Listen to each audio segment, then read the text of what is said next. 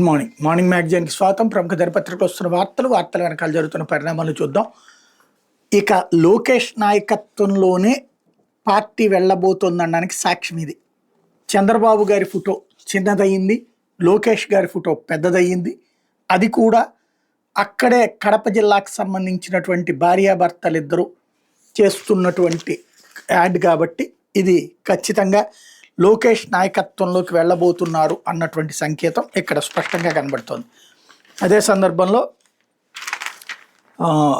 ఈనాడు చూస్తే ముంబైలో కుండపోత అన్నటువంటి వార్తని హైలైట్ చేసింది. చిగురుటాకుల వణికిన ఆర్థిక రాజధాని 75 ఏళ్లలో మొదటిసారిగా ముందే వచ్చేసే నైరుతి, గంటల వ్యవధిలోని కుంభవృష్టి, వెల్లువెత్తిన వరద నీరు, మునిగిపోయిన భూగర్భ మెట్రో రైళ్లు, వాహనాలు, రైళ్లు, విమానాలకు తీవ్ర అంతరాయం, కొలాబాలో 107 ఏళ్ల రికార్డు వర్షం, దేశ ఆర్థిక రాజధాని ముంబై అతలాకుతలమైంది. పక్షం రోజుల ముందుగానే నైరుతి ఋతుపవనాలు రావడంతో కుండపోత వానతో చిగురుటాకుల వణికిపోయింది. ప్రజాజీవనం అస్తవ్యస్తమైంది. కొలాబాలో 207 మిల్లీమీటర్ల వర్షపాతం నమోదైంది. అక్కడ అబ్జర్వేటరీలో 1918లో మే నెల మొత్తం మీద 279.4 మిల్లీమీటర్ల వర్షపాతం నమోదు కావడం ఇంతవరకు రికార్డుగా ఉండేది. తాజా వానలతో ఈ మే నెలలో 295 మిల్లీమీటర్లు నమోదు కావడంతో 107 ఏళ్ల ఆ రికార్డు చెరిగిపోయింది. గత 75 ఏళ్లలో ఇంత త్వరగా ఋతుపవనాలు ముంబైని తాకడం ఇదే మొదటిసారి భారత వాతావరణ విభాగం అధికారులు వెల్లడించారన్నటువంటి వార్తని హైలైట్ చేశారు. అయితే కడప గడపలో పసుపు పండుగ అంటూ తెలుగుదేశం పార్టీ మహానాడికి భారీ ఏర్పాటు, నేటి నుంచి 3 రోజుల పాటు నిర్వహణ, 6 ప్రధాన అంశాల ప్రాతిపదికగా చర్చలు, తీర్మానాలు, చివరి రోజు 5 లక్షల మందితో బహిరంగ సభ అన్నటువంటి వార్తని హైలైట్ చేశారు. అయితే కాకాని కల్తీ మద్యానికి బోని అంటూ గోవాలో తయారు చేయించి 2014 ఎన్నికల్లో ఓటర్లకు పంపిణీ, దాంతోపాటు మొత్తం 11 కేసులు, గత 5 ఏళ్లు అధికారులతో పెట్టిరేగిపోయినటువంటి వైకాపా నేత, బెదిరింపులు, సెటిల్మెంట్లు, దౌర్జన్యాలపై ఫిర్యాదులు, ఎట్టకేలకు పండిన కాకాని పాపాలు, క్వాడ్ అక్రమ తవ్వకాల కేసులో జైలుకంటూ జగన్ ప్రభుత్వ హయాంలో జరిగిన మద్యం కుంభకోణం గురించి మనమంతా ఇప్పుడు కథలుగా ఉంటున్నాం. కానీ వైకాపా అధికారంలోకి రాకముందు 2014 సార్వత్రిక ఎన్నికల సమయంలోనే ఈ తరహా నేరదందాకు ఆ పార్టీ నేత మాజీ మంత్రి కాకాని గోవర్ధన్ రెడ్డి బోని కొట్టారు. గోవాలో భారీ ఎత్తున కల్తీ మద్యం తయారు చేయించి ఏపీకి తెప్పించారు. దాన్ని ఖాళీ సీసాల్లో నింపి ప్రాచుర్యం పొందిన బ్రాండ్ల పేర్లతో కూడా కూడిన నకిలీ లేబుళ్లు, హాలోగ్రాములు అతికించారు. ఈ మద్యం సీసాలను అప్పటి ఎన్నికల్లో పంచారు అన్నటువంటి వార్తని హైలైట్ చేశారు. మరి అప్పుడు ప్రభుత్వం ఉంది, తెలుగుదేశమే కదా, 14 నుంచి 19 దాకా కూడా, మరి ఎందుకని పట్టుకోలేకపోయారు అంటే కథలు మేము మా ఇష్టం వచ్చినవి రాస్తాం, జనం చచ్చినట్టు అమ్మాలి అన్నటువంటి రూట్లో ఉంటుంది. అయితే లోకేష్కి తెలుగుదేశం పార్టీ కార్యనిర్వాహక అధ్యక్షుడి బాధ్యతలు మహానాడులో తీర్మానం చేయాలని పార్టీ నేతలు డిమాండ్. తెలుగుదేశం పార్టీ జాతీయ ప్రధాన కార్యదర్శి మంత్రి నారా లోకేష్కి పార్టీ కార్యనిర్వాహక అధ్యక్షుడి బాధ్యతలు అప్పగించాలని మంత్రులు, పార్టీ ముఖ్య నేతలు డిమాండ్ చేశారు. ఈ మేరకు మహానాడులో ప్రకటించాలని కోరారు. పార్టీని, ప్రభుత్వాన్ని సమన్వయం చేసుకుంటూ ఆయన తనను తాను నిరూపించుకున్నారని పేర్కొన్నారు. మహానాడులో పాల్గొనడానికి కడప వచ్చిన నాయకులు ఈ అంశంపై సోమవారం మాట్లాడారు. మంత్రి నిమ్మల రామానాయుడు మాట్లాడుతూ రాబోయే 25 ఏళ్లు తెలుగుదేశం పార్టీ నడపాలంటే యువతకు పగ్గాలు అప్పగించాలి. యువతలో అత్యంత ఆదరణ ఉన్న నాయకుడు లోకేష్. వైకాపా హయాంలో అన్ని విధాలుగా విధ్వంసమైన రాష్ట్రాన్ని గాడిలో పెట్టడానికి సీఎం చంద్రబాబు అహర్నిశలు శ్రమిస్తున్నారు. ప్రభుత్వ కార్యక్రమాల్లో ఆయన తలమణుకులైనందున లోకేష్కి తెలుగుదేశం పార్టీ బాధ్యతలు పూర్తిగా అప్పగించాలి. ఇదే కార్యకర్తలు శ్రేణుల అభిలాష అన్నారు అన్నటువంటి వార్తని హైలైట్ చేశారు. అందరు నాయకులు అదే కాన్సెప్ట్ని హైలైట్ చేస్తున్నారు. అయితే జిహ్వా వహ్వా అనేలా మహానాడులో ఆతిథ్యం అదిరేలా వంటకాలు, చాలా కాలం తర్వాత మాంసాహారం కూడా. మొదటి 2 రోజులు 2 లక్షల మందికి, 3వ రోజున 5 లక్షల మందికి భోజనాలు. ఆహా ఏమి రుచి, తినరా మైమర్చి అన్నట్టుగా తెలుగుదేశం పార్టీ మహానాడు ఆతిథ్యమేనో ఆహ్వానం పలుకుతోంది. రాష్ట్రం నలుమూలల నుంచి పార్టీ కార్యకర్తల, అభిమానులు, ప్రజలు తరరానున్న నేపథ్యంలో వారికి ఆంధ్ర, రాయలసీమ, తెలంగాణకు చెందిన ప్రత్యేక వంటకాలను రుచి చూపించబోతున్నారు. చాలా కాలం తర్వాత మహానాడులో మాంసాహారం కూడా వడ్డించనున్నారు. మొదటి 2 రోజులు 2 లక్షల మందికి పైగా ఉదయం అల్పాహారం, మధ్యాహ్నం భోజనం, సాయంత్రం స్నాక్స్ అందించేందుకు వీలుగా ఏర్పాట్లు చేశారు. గురువారం బహిరంగ సభకు భారీగా కార్యకర్తలు తరరానున్న నేపథ్యంలో మహానాడు ప్రాంగణంలో 2 లక్షల మందికి ఆహారం అందిస్తూనే వెలుపల నలుదిక్కుల ఫుడ్ కోర్టులు ఏర్పాటు చేయనున్నారు. ఆయా చోట్ల సుమారు 3 లక్షల మందికి భోజనాలు అందజేసేందుకు ప్రణాళిక చేశారు. ప్రతిరోజు భోజనాల్లో 20 రకాల వంటకాలకు తగ్గకుండా వడ్డించనున్నారు. సుమారు 1700 మంది వంటవారు, మరో 800 మంది వడ్డింపునికి వినియోగించనున్నారు. తాపేశ్వరం, కాజా, అల్లూరయ్య, మైసూర్ పాక్, ఒంగోలు చక్కెర పొంగలి, ఫ్రూట్ హల్వా వంటి మిఠాయిలు సిద్ధం చేస్తున్నారు. 50,000 గుడ్లు వడ్డించనున్నారు. మహానాడు ఆవరణలోని వంటశాలను సోమవారం మంత్రులు బీసీ జనార్దన్ రెడ్డి, అనగాని సత్యప్రసాద్, ఎమ్మెల్యేలు BN Vijayakumar, Inturu Nageswararao, MLC Beda Ravichandra Yadav, party నేత దామచర్ల సత్య తదితరులు సందర్శించి పలు సూచనలు చేశారు. ఎమ్మెల్యే చింతమనేని ప్రభాకర్ స్వయంగా ఆవకాయ పచ్చడి తయారు చేశారు. ఉదయం అల్పాహారం tutti frutti, kesari, pongali, idli, tomato bath, coffee, tea. మధ్యాహ్న భోజనం మాంసాహారంలో gongura chicken, Andhra style chicken curry, egg roast, రోటి పచ్చడి, తెల్లన్నం, ప్లెయిన్ బిర్యానీ, సాంబారు, ఉలవచారు, మామిడికాయ పచ్చడి, పెరుగు. శాకాహారంలో గోంగూర ఫుల్ మఖానా, ప్లెయిన్ బిర్యానీ, టమోటా పప్పు, తెల్లన్నం, రోటి పచ్చడి, పెరుగు, చిప్స్, ములక్కాయ, టమోటా గ్రేవీ, బెండకాయ, బూందీ ఇవన్నీ, అట్లాగే సాయంత్రం స్నాక్స్ కాఫీ టీతో పాటుగా కార్ను, సమోసా, బిస్కెట్లు, పకోడీ, మిర్చి బజ్జీలు, అట్లాగే రాత్రి భోజనం రైస్తో పాటు వంకాయ బఠానీ, ఆలూ ఫ్రై, పెసరపప్పు చారు, రోటి పచ్చడి, పెరుగు అన్నటువంటి వార్తని హైలైట్ చేశారు. 138 కోట్ల విలువైన క్వాడ్జు దోపిడీ, అక్రమ మైనింగ్ సూత్రధారి కాకాని గోవర్ధన్ రెడ్డి ప్రభుత్వ శాఖల నుంచి ఏ సమస్య రాకుండా చూసుకుంటామని నిర్వాహకులకు భరోసా.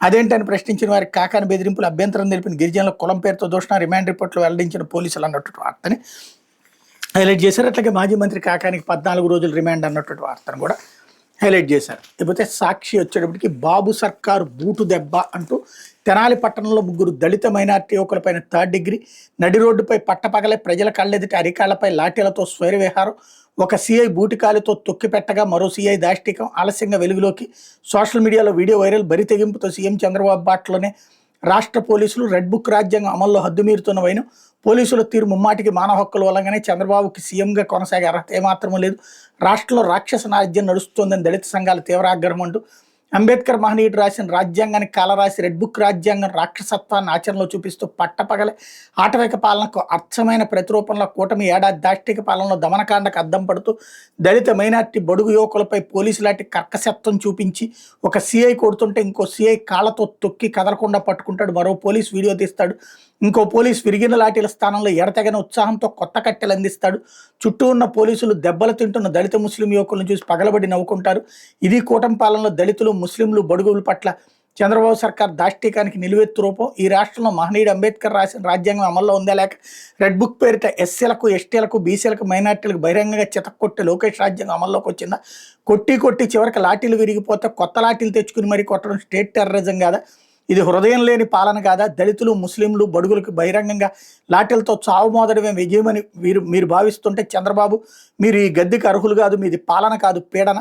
తెనాలి నడి రోడ్డుపై పోలీసుల చేతుల్లో చావు దెబ్బలు తిన్న ఆ పేద దళిత ముస్లిం యువకుల అరుపులు మీకు వినిపించకపోతే, ప్రాణభయంతో అన్నా కొట్టద్దంటూ విలపించిన వారి కన్నీళ్లు మీకు కనిపించకపోతే, ఆ యువకుల ఒంటి నుండి కారిన రక్తపు బిందువులే రేపు మీ పాలనను కడతేర్చే మహావిప్లవం అవుతాయి, తస్మాత్ జాగ్రత్త అన్నటువంటి వార్తని హైలైట్ చేశారు. లేకపోతే ఏడాది దగా ఏం సాధించారని సంబరాలు, మోసాలతో ప్రజలను వంచిన మహానాడు వేడుకల బాబు, విద్య, వైద్యం, వ్యవసాయ రంగాలు పూర్తిగా నిర్వీర్యం, శాంతి భద్రతల పరిరక్షణ కూటమి సర్కారు దారుణ వైఫల్యం, పథకాలన్నీ రద్దు, రెడ్ బుక్ వేధింపులు, దోపిడీనే ధ్యేయంగా పాలన, కొత్త పథకాలు ఒక్కటే ఇవ్వకపోగా గతంలో వైద్య జగన్ ఇచ్చినవి రద్దు, సూపర్ 6 హామీలను ఎగ్గొట్టి డైవర్షన్తో తిరోగమన పాలన, అప్పుల నుంచి మద్యం దాకా గత సర్కార్పై విషం చెమ్మడమే లక్ష్యం అంటూ గత ప్రభుత్వంతో పోల్చితే కూటమి సర్కార్ పాలన ఏం బాలేదు, అమ్మఒడి, రైతు భరోసా, చేయూత లాంటి సంక్షేమ పథకాలు ఏమి అమలు కావడం లేదు, చేయడానికి పనులు దొరకడం లేదు, ఇసుక ఉచితంగా ఇస్తామన్నారు, అది ఆచరణలో ఎక్కడ అమలు జరగడం లేదు, మా కుటుంబానికి గత ప్రభుత్వంలో రైతు భరోసా, డ్వాక్రా రుణమాఫీ వచ్చింది, 200 యూనిట్ల వరకు విద్యుత్తును ఉచితంగా ఇచ్చేవాళ్ళు, ఇప్పుడు అవి ఏవీ లేవు, ఇప్పటి వరకు ఇవ్వని కూటమి ప్రభుత్వం ఇకపై వచ్చే 4 ఏళ్ళు ఇస్తుందని నమ్మకం లేదు, అంత తొందరగా వీలైతే అంత తొందరగా ఎన్నికలు వచ్చి ఈ ప్రభుత్వం పోవాలని కోరుకుంటున్నాం అంటూ ఎవరు బయ్య నాగ విజయబాబు, శెట్టిపేట, తూర్పుగోదావరి జిల్లా అతని స్టేట్మెంట్ని హైలైట్ చేశారు. అయితే కాకానికి 14 రోజులు రిమాండ్ ఇక్కడ కూడా హైలైట్ చేశారు. మరో పొగాకు రైతుపై ఎందుకు ఈ పగ అంటూ కంపెనీలు చెప్పిన ధరలకే పొగాకు కొంటామని ప్రకటించిన మంత్రి అచ్చెన్నాయుడు, ఆ ధరలు గిట్టుబాటు కావని రైతుల ఆందోళన, సీజన్ మొదలై 75 రోజులు గడుస్తున్న 20% మించిన కొనుగోళ్లు, వైఎస్ జగన్ పొదిలి వస్తున్నట్టు ప్రకటించగానే మంత్రుల హడావిడి అన్నటువంటి వార్తని హైలైట్ చేశారు. కాకపోతే డీజీపీగా హరీష్ కుమార్ గుప్తా, రాష్ట్ర డీజీపీగా హరీష్ కుమార్ గుప్తా నియమితులయ్యారు. 2 ఏళ్ల పాటు ఆయన ఈ పదవిలో కొనసాగుతారని సిఎస్ విజయానంద్ ఉత్తర్వులు పేర్కొన్నారు. ఇప్పటి వరకు విజిలెన్స్ అండ్ ఎన్ఫోర్స్మెంట్ డైరెక్టరేట్ జనరల్గా ఉన్న ఆయన డీజీపీగా పూర్తి అదనపు బాధ్యతలు నిర్వర్తిస్తున్నారన్నటువంటి వార్తని హైలైట్ చేశారు. అయితే ప్రొసీజర్స్ ఎందుకు ఫాలో కావడం లేదు, సిట్ తీరుపై ఏసీబీ కోర్టు ఆగ్రహం, మీకు ఏమైనా స్పెషల్ ప్రొసీజర్ ఉందా నిలదీత, అప్పటికప్పుడు విచారణాధికారిని పిలిపించి ప్రశ్నల వర్షం కురిపించిన న్యాయమూర్తి, విచారణాధికారి తీరుపై అనుమానాలు వ్యక్తమవుతున్నాయన్న న్యాయమూర్తి, నిందితుల కస్టడీ పిటిషన్ 29కి వాయిదా అన్నటువంటి వార్తని హైలైట్ చేశారు. మద్యం విధానంపై నమోదైన అక్రమ కేసులో ప్రత్యేక దర్యాప్తు బృందం తీరుపై ఏసీబీ కోర్టు అసహనం వ్యక్తం చేసి ఈ కేసు విషయంలో ప్రొసీజర్స్ ఎందుకు ఫాలో కావడం లేదని ఆగ్రహం వ్యక్తం చేస్తే, మీకు ఏమైనా స్పెషల్ ప్రొసీజర్ ఉందని నిలదీసింది. విచారణాధికారిని అప్పటికప్పుడు కోర్టుకు పిలిపించిన న్యాయమూర్తి ఆయనపై ప్రశ్నల వర్షం కురిపించారు. విచారణాధికారి తీరుపై అనుమానాలు వ్యక్తమవుతున్నాయని న్యాయమూర్తి పేర్కొన్నారు.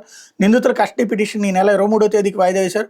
మద్యం విధానంపై నమోదైన కేసులో నిందితులుగా ఉన్న కేసిరెడ్డి రాజశేఖర రెడ్డి, కే ధనుంజయ రెడ్డి, పి కృష్ణమోహన్ రెడ్డి, గోవిందప్ప బాలాజీ కస్టడీ పిటిషన్లపై విజయవాడలోని ఏసీబీ కోర్టులో సోమవారం విచారణ జరిగింది. కేసిరెడ్డి రాజశేఖర రెడ్డి 3 రోజులు, కే ధనుంజయ రెడ్డి, కృష్ణమోహన్ రెడ్డి, గోవిందప్ప బాలాజీలను 7 రోజుల పాటు కస్టడీకి ఇవ్వాలని సిట్ అధికారులు పిటిషన్ దాఖలు చేశారు.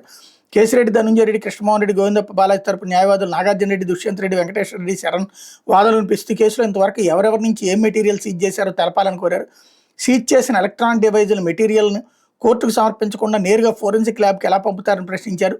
ఈ కేసును మొదట్లో సిఐడి అధికారులు దర్యాప్తు చేశారని, అప్పుడు వాళ్ళు సీజ్ చేసిన ఫైళ్లు, కంప్యూటర్లు కోర్టు ద్వారా ఫోరెన్సిక్ ల్యాబ్కు పంపిన విషయాన్ని కోర్టు దృష్టికి తెచ్చారు. సిట్ అధికారులు ప్రొసీజర్స్ ఫాలో కావడం లేదని పేర్కొన్నారు. దర్యాప్తు ప్రారంభించినప్పటి నుంచి ఏ ఒక్క ఆధారం కోర్టుకు సమర్పించలేదని వివరించారు. ప్రొసీజర్స్ ఫాలో కాకుండా ఫోరెన్సిక్ ల్యాబ్కు పంపితే ట్యాంపరింగ్ చేసే అవకాశం ఉందని అనుమానం వ్యక్తం చేశారు. బాధితుల తరపున వాదనలు విన్న న్యాయమూర్తి స్పందిస్తూ సిట్నే సమర్పించిన మెమోలో సైతం ఏ మెటీరియల్ సీజ్ చేశారన్న విషయాలు నమోదై ఉన్నాయని, అందుకు సంబంధించిన ఆధారాలు మాత్రం కోర్టుకు సమర్పించలేదన్నారు. సిట్ తీర్పై విస్మయానికి గురైన న్యాయమూర్తి అప్పటికప్పుడు విచారణ అధికారి ఆర్ శ్రీహరిబాబుని కోర్టుకు పిలిపించి ప్రొసీజర్స్ ఎందుకు ఫాలో కాలేదని ఆగ్రహం వ్యక్తం చేశారు. సిట్ తీర్పై ప్రశ్నల వర్షం కురిపించారు. వీడికి విచారణాధికారి సమాధానం చెప్పలేక నీళ్లు నమిలారు. ఈ నేపథ్యంలో కోర్టు ప్రొసీజర్స్ ఫాలో కాకుండా విచారణ ఎలా చేస్తారు? మీరు డైరెక్ట్గా ఫోరెన్సిక్ ల్యాబ్కు పంపితే ట్యాంపరింగ్ చేసే అవకాశం ఉందని అనుమానాలు వ్యక్తం అవుతాయి. మీరు ఏదైనా కోర్టులో పెట్టి ప్రొసీజర్స్ ప్రకారం చేయాలని న్యాయాధిపతి విచారణాధికారిని ఆదేశించారు. బాధితుల తరపు న్యాయవాదులు తమ వాదనలు కొనసాగిస్తూ ఇది పూర్తిగా రాజకీయ ప్రేరేపిత కేసు అని, ఎలాంటి కుంభకోణం జరగలేదని కోర్టుకు స్పష్టం చేశారు. ఆధారాలు లేకుండా అరెస్ట్ చేసి అక్రమ కేసులు పెడుతున్నారన్నారు. సిట్ అధికారులు సాక్షులను తమకు అనుకూలంగా వ్యవహరించాల్సిందిగా బెదిరిస్తున్నారన్నారు. ఈ కేసుపై తాము సుప్రీంకోర్టును ఆశ్రయించగా సాక్షులను బెదిరించకుండా ప్రొసీజర్స్ ఫాలో కావాలని స్పష్టంగా చెప్పిన విషయాన్ని న్యాయవాదులు ఏసీబీ కోర్టు దృష్టికి తీసుకొచ్చారు. ప్రాసిక్యూషన్ తరపున జేడీ రాజేంద్ర ప్రసాద్ వాదనలు వినిపిస్తూ మెమో దాఖలు చేశామని తెలిపారు. ఇరుపక్షాల వాదనను ఏసీబీ కోర్టు కస్టడీ పిటిషన్పై విచారణ ఈ నెల 29కి వాయిదా వేసింది అన్నట్టు వార్తని హైలైట్ చేశారు. ఇకపోతే నిరుద్యోగుల జీవితాలతో చంద్రబాబు చెలగాటం అంటూ వైఎస్ జగన్ ప్రభుత్వం ఇచ్చిన ఉద్యోగాలను పీకేస్తున్నారు. గత ప్రభుత్వం జారీ చేసిన 21 ఉద్యోగ నోటిఫికేషన్లు పెండింగ్లో పెట్టారు. వైఎస్ఆర్సీపీ అధికార ప్రతినిధి నాగార్జున యాదవ్ ధ్వజం అన్నటువంటి వార్తని హైలైట్ చేశారు. ఇకపోతే సాక్షి వచ్చేటప్పటికి ఇది ఆంధ్రజ్యోతి వచ్చేటప్పటికి నేటి నుంచే పసుపు పండగ అంటూ కడపలో మహాసంబరానికి సర్వం సిద్ధం. 3 రోజుల మహానాడు కోసం కనీ విని ఎరుగని రీతిలో ఏర్పాట్లు. మొదటి రోజు 23,000 మందితో ప్రతినిధులతో సభ, సంస్థాగత నిర్మాణం, భావి కార్యాచరణపై చర్చ, రేపు వివిధ తీర్మానాలపై సమాలోచనలు. ఏపీ 14, తెలంగాణ 5, ఉమ్మడి తీర్మానాలు 4, ఎల్లుండి 5 లక్షల మందితో భారీ బహిరంగ సభ. కడప చేరుకున్న సీఎం చంద్రబాబు, మంత్రి లోకేష్ ఇప్పటికే మంత్రులు, పలువురు నేతల మకాం అన్నటువంటి వార్తని హైలైట్ చేశారు. అలాగే క్వాడ్జ్ అమ్మకాల్లో అక్రమ తవ్వకంలో కాకానే సూత్రధారి రుస్తుం మైన్స్లో 138 కోట్ల ఖనిజం తరలింపు. అధికారులను, గిరిజనులు భయపెట్టారు. ఆయనకు పెద్ద నేర చరిత్ర ఉంది. 11 క్రిమినల్ కేసులు పెండింగ్. విచారణ పిలిచినా రాలేదు. 2 నెలలు తప్పించుకుని తిరిగారు. బెయిలిస్తే సాక్ష్యాలు తారుమారు. కోర్టుకు పోలీసుల నివేదిక. సుదీర్ఘ రిమాండ్ రిపోర్ట్ సమర్పణ. మాజీ మంత్రికి 14 రోజులు రిమాండ్. నెల్లూరు సెంట్రల్ జైలుకి తరలింపు. కస్టడీ కోసం నేడు కోర్టులో పిటిషన్ వేయనున్న పోలీసులు అన్నట్టు హైలైట్ చేశారు. అయితే మానవ బాంబులుగా స్లీపర్ సెల్స్. దేశంలో భారీ పేలుళ్లకు సిరాజ్ పథకం. డబ్బా చూపి 12 మంది యువకులకు ఎర. పేలుళ్లకు విజయనగరమే తొలి టార్గెట్. విచారణలో కీలక విషయాల గుర్తింపు. దేశంలో భారీ పేలుళ్లకు సిరాజ్ కుట్రలు పన్నాడని, ఇందుకోసం పలు రాష్ట్రాల అమాయక నిరుద్యోగ ముస్లిం యువకులు డబ్బులు ఎరవేసి ఉగ్రవాద ఉచ్చులోకి దించాడని ఎన్ఐఏ, కౌంటర్ ఇంటెలిజెన్స్, పోలీసు అధికారులు విచారణలు గుర్తించినట్టు తెలిసింది. ఇందుకోసం సిరాజ్ సమీర్లు సిగ్నల్ యాప్ ఎంచుకున్నారు. ఇతర యాప్లను వినియోగిస్తే నిఘా సంస్థలు పసిగట్టే అవకాశం ఉందని, అందుకే సిగ్నల్ యాప్ ఎంచుకున్నట్టు విచారణలో వాళ్ళు వెల్లడించినట్టు తేలింది అన్నట్టు వార్తని హైలైట్ చేశారు. అయితే పోలీసుల ఆధ్వర్యంలో నంబాల అంత్యక్రియలు. మరో 5 నక్సల్స్ మృతదేహాలకు ఎండుకట్టెల మధ్య వేసి కిరోసిన్తో దహనం చేసిన బలగాలు. బంధుమిత్రులు లేకపోవడంతో తామే అంత్యక్రియలు చేశామన్న పోలీసులు. మృతదేహాలను అప్పగించమంటే ఇచ్చేది లేదని బెదిరించారు బంధుమిత్రులు. మావోయిస్టు పార్టీ ప్రధాన కార్యదర్శి నంబాల కేశవరావు అలియాస్ బసవరాజు మృతదేహానికి ఛత్తీస్గఢ్ పోలీసులు అంత్యక్రియలు జరిపారు. ఆయన వాళ్ళు మృతదేహాన్ని అప్పగించాలని ఛత్తీస్గఢ్కి వెళ్లిన ప్రజా సంఘాలు డిమాండ్ చేసిన ఆ మేరకు హైకోర్టుకు అడ్వకేట్ జనరల్ స్పష్టమైన హామీ ఇచ్చిన నారాయణపూర్ పోలీసులు ఖాతరు చేయలేదు. నంబాలతో పాటు మరో 5 నక్సలైట్ల మృతదేహాలను సోమవారం దహనం చేశారు అన్నటువంటి వార్తను హైలైట్ చేశారు. ఇకపోతే అధికారం ఉంది చేశానంతే, కమిషన్ నిర్ణయాలే అమలు చేశాను. కస్టడీలో పిఎస్ఆర్ సమాధానాలు. కొన్నింటికి మౌనం, తెలియదని జవాబు. 2వ రోజు 32 ప్రశ్నలు. కాసేపు పోలీస్ కమిషనర్ విచారణ. ఏపీఎస్సీ గ్రూప్ 1 కేసులో ముగిసిన పిఎస్ఆర్ మధుసూదన్ కస్టడీ అన్నటువంటి వార్తని హైలైట్ చేశారు. అయితే జమిలితో దేశ ప్రగతి అంటూ ఒకే దేశం ఒకే ఎన్నికను కరుణ కోరుకున్నారు. ఆయన నిర్ణయాన్ని స్టాలిన్ వ్యతిరేకిస్తే ఎలా? జమిలిపై ప్రతిపక్షాలది తప్పుడు ప్రచారం. అవసరమైతే తమిళనాడు ఎన్నికల ప్రచారం. ఈసారి ఇక్కడ ఎన్డీఏ కూటమితో విజయం. చెన్నైలో deputy CM Pawan Kalyan statement highlight చేశారు. ఇకపోతే ఒకరిని కాపాడబోయి మరొకరు. గోదావరి లంకలో ఘోరం. స్నానానికి దిగిన 8 మంది యువకులు గల్లంతు. గోదావరిలో ఘోరం జరిగిందో వేడికి వచ్చి ఆ తర్వాత సరదాగా స్నానానికి వెళ్ళిన 8 మంది యువకులు నదిలో గల్లంతయ్యారు. కోనసీమ జిల్లా ముమ్మిడివరం మండలం కమినిలంక వద్ద ఈ దుర్ఘటన జరిగింది. గల్లంతైన వారంతా 21 ఏళ్ల లోపు వాళ్లే కావడంతో బాధిత తల్లిదండ్రులు, బంధువులు కన్నీరు మున్నీరుగా విలిపిస్తున్నారు. గల్లంతైన వారి ఆచూకీ కోసం కోనసీమ ఎస్పీ కృష్ణారావు ఆధ్వర్యంలో పోలీసులు రంగంలోకి దిగారు. సోమవారం అర్ధరాత్రి వరకు ఎస్టీఆర్ఎఫ్ గజయతగాలతో గాలి ముమ్మరం చేశారు. కోనసీమ జిల్లా రామచంద్రాపురం నియోజకవర్గం కే గంగవరం మండలంలో శ్రీలంకలో సోమవారం కొండిపూడి నాగరాజ్ అంట ఓణి వేడుక జరిగింది. ఈ శుభకార్యానికి కాకినాడ ఐపోలవరం శ్రీలంకకి చెందిన యువకులు వచ్చారు. వేడుకలో సరదాగా గడిపారు. మధ్యాహ్నం 3 గంటలకు 1/2 కిలోమీటర్ దూరంలో ఉన్న ముమ్మిడివరం మండలం కమిన్లంక వద్ద ఉన్న గౌతమి గోదావరి నది వద్దకు 11 మంది యువకులు స్నానానికి వెళ్లారు. మొదట్లో లోతు తక్కువగా ఉండడంతో లోపలికి వెళ్లారు. తీరా లోతు అధికంగా ఉండడంతో ప్రవాహ ఉధృతికి 2 కొట్టుకుపోయారు. వాళ్ళని కాపాడేందుకు మరో 3 ప్రయత్నించి వాళ్ళు కూడా కొట్టుకుపోయారు. వాళ్ళని కాపాడేందుకు మరో ముగ్గురు ప్రయత్నించి వాళ్ళు సైతం ప్రవాహ ఉధృతి కొట్టుకుపోయారు. ఇలా 8 మంది గల్లంతయ్యారు. వాళ్ళతో పాటు నదిలో దిగిన మరో ముగ్గురు మాత్రం ఒడ్డుకు చేరారు. గల్లంతైన వారిలో కాకినాడ జగన్నాథపురం ప్రాంతానికి చెందిన సబిత, క్రాంతి ఇమ్మానియల్, సబిత సాపాల్, తాతిపూడి నితీష్, ఎలుమర్తి సాయి, మండపేటకు చెందినటువంటి కులపాక రోహిత్, కే గంగవరం మండలం శ్రీలంక ప్రాంతానికి చెందిన ఎలిపే మహేష్, ఐపోలవరం మండలం ఎర్రగురుపుకు చెందినటువంటి అన్నదమ్ములైన వడ్డే మహేష్, వడ్డే రాజేష్ గల్లంతయ్యారు. క్రాంతిపాల్ డిగ్రీ చదువుతుండగా వీళ్ళిద్దరు కాకినాడలో జగన్నాథపురం చర్చ్ పాస్టర్ తనయులుగా గుర్తించారు.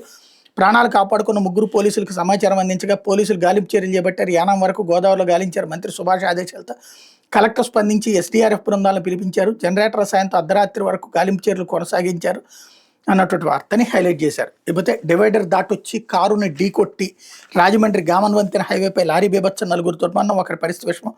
మృతుల్లో 2 వయోవృద్ధులు. మనవరాలి పుట్టినరోజుకు కాకినాడ వెళ్తుండగా ఘటన. కాకినాడలో చదువుకున్న మనవరాలి పుట్టినరోజు సందర్భంగా ఆమెను కలిసి ఆశీస్సులు అందించేందుకు ఆ తాతయ్య అమ్మమ్మలు మరో ముగ్గురితో కలిసి కారులో బయలుదేరారు. అయితే వీళ్ళు బయలుదేరిన 10 నిమిషాలకు మృత్యు బొగ్గు లారీ రూపంలో ఎదురొచ్చింది. రాజమండ్రి గామన్ బ్రిడ్జ్ హైవేపై లారీ అదుపు తప్పి డివైడర్ని దాటి పక్క రోడ్లో ఎదురుగా వస్తున్న వీరి కారుని ఢీకొట్టింది. ఈ ప్రమాదంలో కారులో ప్రయాణిస్తున్న 5గురిలో 4 మృతి చెందగా ఒకరి పరిస్థితి విషమంగా ఉందన్నటువంటి వార్తని హైలైట్ చేశారు.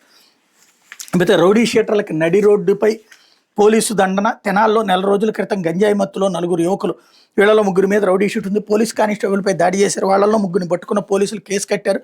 ఆ క్రమంలో వాళ్ళ నడి రోడ్డుపై కూర్చోబెట్టి లాఠీలతో కొట్టారు. ఆ దృశ్యాలు ఇప్పుడు వైరల్ అవుతున్నాయి. తెనాలి ఐతానగర్ నివాసి చిరంజీవి 3 టౌన్ పోలీస్ స్టేషన్లో కానిస్టేబుల్గా విధులు నిర్వర్తిస్తున్నారు. గంజాయి కేసులో తమను పట్టుకున్నారు. కోపంతో ఉన్న 4 కుర్రోళ్ళు ఏప్రిల్ 25 ఇంటికి వెళ్తున్న కానిస్టేబుల్ చిరంజీవిపై దాడి చేసి చంపడానికి ప్రయత్నించారు. దీనిపై అప్పట్లోని 2 టౌన్ పోలీస్ స్టేషన్లో కేసు నమోదైంది. ఈ కేసులో నిందితులైన చేబ్రోలు జాన్ విక్టర్, షేక్ బాబులాల్, దోమా రాకేష్, నవీన్లతో 3 అరెస్ట్ చేసి ఏప్రిల్ 26 కోర్టులో హాజరుపరిచారు. రిమాండ్ విధించడంతో ప్రస్తుతం జైల్లోనే ఉన్నారు. నవీన్ మాత్రం అప్పటి నుంచి పరారీలో ఉన్నాడు. అయితే ఈ కేసులో పోలీసులు పట్టుకున్న 3 ఐతానగర్ రోడ్డుపై కూర్చోబెట్టి కొడుతున్నట్టుగా ఉన్న వీడియో సోషల్ మీడియాలో వైరల్ అవుతుంది. ఆ వీడియో కింద దానికి అనుకూలంగా వ్యతిరేకంగా పలువురు పెట్టిన కామెంట్స్ కూడా వైరల్ అవుతున్నాయి. దీనిపై డీఎస్పీ జనార్దన్ మాట్లాడుతూ 3 రౌడీ షీట్ ఉంది, గతంలో ఎన్నోసార్లు హెచ్చరించినా వాళ్ళు మార్పు రాలేదని చెప్పారు అన్నట్టు వార్తని హైలైట్ చేశారు. ఇది దినపత్రికలో వచ్చిన వార్తలు వెనకాల జరుగుతున్న పరిణామాలు.